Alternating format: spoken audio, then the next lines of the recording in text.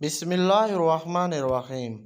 بھائی، ہم آپ کا عذر قبول کرتے ہیں اور اس قسم کے معاملات میں شرعی حکم جاننے کے لیے کوشش کرنا نہ حرام اور نہ ہی عیب والی بات ہے، بلکہ یہ آپ کا حق ہے۔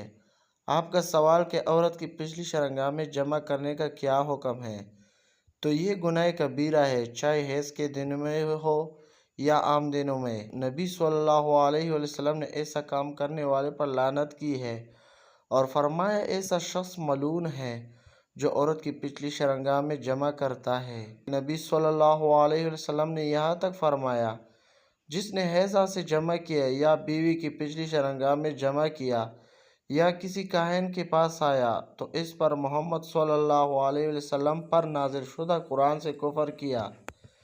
بہت سے فطرت سلیمہ کے مالک بیویاں اس بات کا انکار کرتی ہیں، لیکن کچھ شوہر اسے طلاق سے ڈرا دھمکا کر منوا لیتے ہیں اور کچھ اپنی بیویوں کو دھوکہ دیتے ہیں۔